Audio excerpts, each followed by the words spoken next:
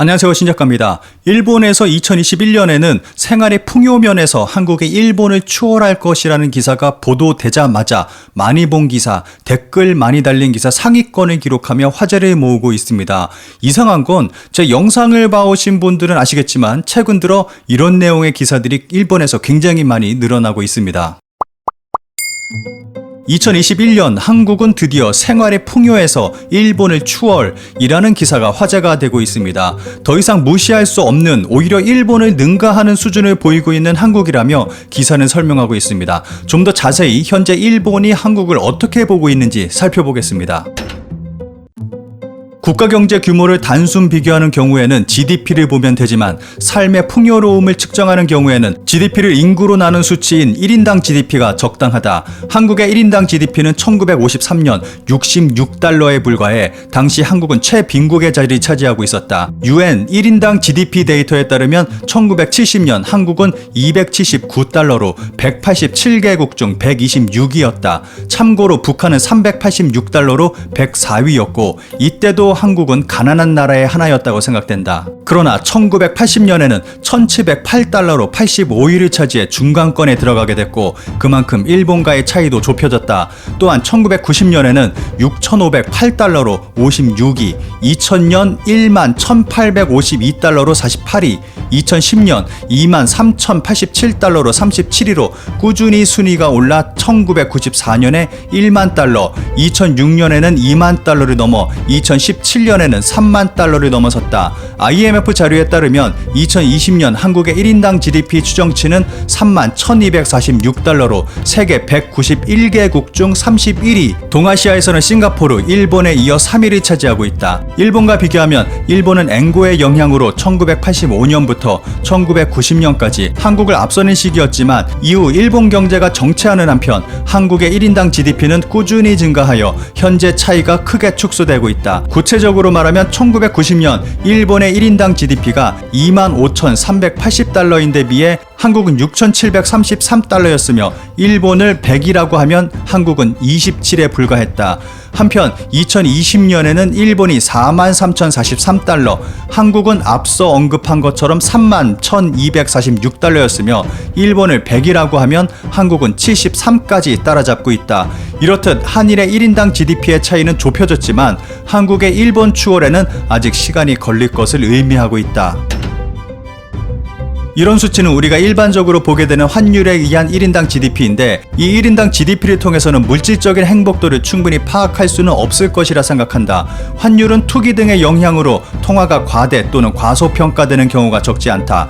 통화가 과소평가되면 달러 대비 1인당 GDP가 크게 저하된다. 예를 들어 외환위기 발생 직후인 1998년 원달러 환율은 달러당 1,403원으로 전년 950원보다 크게 가치 하락했다. 그 결과 한국의 1인당 GDP는 1만 달러선 아래로 뚝 떨어지면서 전년보다 33%나 하락했다. 그러나 이는 외환위기의 여파로 원화가 과소평가된 결과일 뿐 원화 기준 1인당 GDP는 큰 변화가 없어 한국 사람들의 구매력이 떨어진 것은 아니다. 그리고 현재에도 원은 가소평가되고 있다. 그 요인으로 수출 촉진을 위해 한국이 원화 약세가 되도록 환율 개입을 통해 유도해온 것 등을 들 수 있다. 한편 엔화는 가소평가되어 있는 것이 아니기 때문에 일본과 한국의 1인당 GDP의 차이가 실제보다 커 보이는 것이다. 각국의 통화가 다르기 때문에 국제 비교는 환율을 적용해 달러로 환산할 수밖에 없지만 시장에서 결정되는 환율로 환산한 1인당 GDP는 이러한 약점이 있다. 이렇듯 시장에서 결정되는 환율로 환산하는 방법의 약점을 보완하는 통화 변환 방법으로 구매력이 있다. 구매력 평가는 각각의 통화가 가지는 구매력, 즉 살 수 있는 재화와 서비스의 양을 동일하게 계산해 구할 수 있다. 직관적으로 구매력을 이해하기 위해 빅맥을 예로 드는 경우가 많다. 미국에서 빅맥이 5달러, 한국에서는 5,000원에 판매되고 있으면 빅맥 구매력에 주목한 환율은 1달러는 1,000원이 된다. 이렇게 상품과 서비스에 일반화한 것이 구매력 평가다. 통화의 구매력에 주목한 환율인 구매력 평가로 통화를 환산하는 것이 1인당 GDP를 보다 의미 있게 비교할 수 있다. IMF는 달러로 환산한 각국의 1인당 GDP를 구매력 평가로 공표하고 있지만 2020년 일본이 46,827달러, 한국이 46,452달러로 한일 간에 거의 차이가 없는 상황이다. 그리고 2021년 이후에는 한국이 일본을 추월하고 수치가 공표된 2024년까지 한국이 격차를 벌려 나갈 것이다. 이 수치는 일본 2017년 시점, 한국 2018년 시점에서 예측치여서 신종 코로나 바이러스 감염 확대의 영향은 반영되지 않았다. 그러나 2020년 한일 양국 모두 경제 성장률이 크게 저하된 것을 감안하면 양국의 2020년 1인당 GDP는 과대하게 추산되고 있다고 생각한다. 한일 양국 모두 과대하게 추산되어 있어서 양국의 위상은 거의 차이가 없으며 2021년에 한국이 일본을 추월하는 것에도 변함이 없을 것으로 생각된다. 달러 환율로 환산한 1인당 GDP에서 일본은 아직 한국보다 잘 산다고 착각하기 쉽지만 구매력 평가로 환산한 실제 풍요를 비교하면 현 시점에서는 한국과 일본은 차이가 없는 상황이며 향후에는 한국이 더 부유해진다.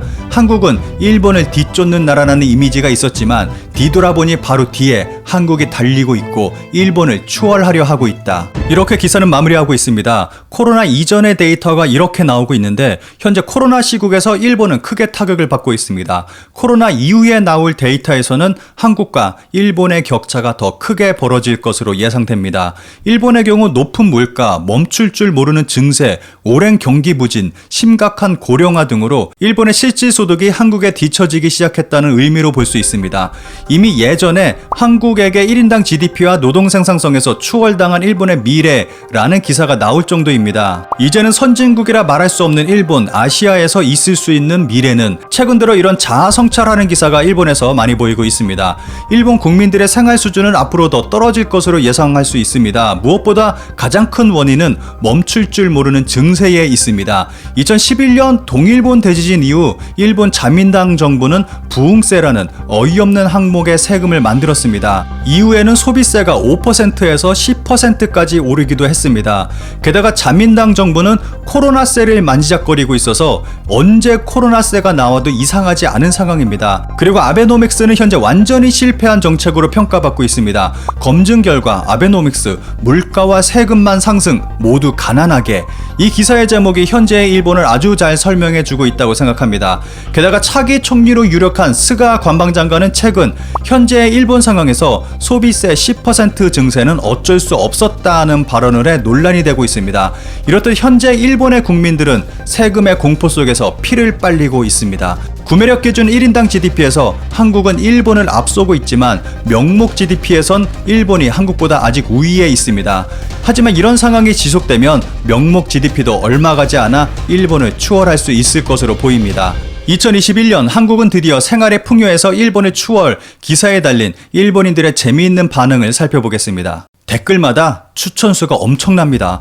추천수가 많은 순서대로 살펴보겠습니다. 마음속 기분과 부럽다는 패배한 사고가 표제가 된다. 좀 더 근본적인 자질의 향상이 없으면 100년 후에도 같은 말을 계속할 것 같다. 상대하지 말 것. 기사의 질이 떨어진다고 비판하고 있네요. 생활의 풍요로움이라고 되어 있는데 그것에 비해 노동시간의 문제라든지 격차 사회라든지 보통 일본에서 생활의 풍요를 말하는 데 있어서 중요시되는 부분은 전혀 말하지 않고 있습니다. 고개를 좀 갸우뚱하게 하는 기사네요. 야, 그거는 일본이나 우리나라 큰 차이 없다. 진짜 이거는 앞질렀다고 국제법 위반 평가는 달라지지 않는다. 일본은 별로 한국을 아무렇지도 않게 생각하고 있고 어쨌거나 반일로 기분 나쁠 뿐이다. 얘네들은 툭하면 논리는 없고 맨날 반일만 내세우고 있어. 별로 경쟁하고 있지 않는데 경쟁 붙이려면 같은 조선끼리 하면 되잖아. 그게 비교하기 쉽다는 거다. 저는 싱가포르에 살고 있습니다만 물가는 비싸고 정부의 규제는 많아서 일본보다 살기 좋다고는 느끼지 않습니다. 한국이 일본을 제친다면 그건 그래도 되지 않을까요? 오히려 일본보다 잘 살아서 이상한 트집을 잡아 돈을 뜯어내려는 일이 없어지면 좋겠다고 생각합니다.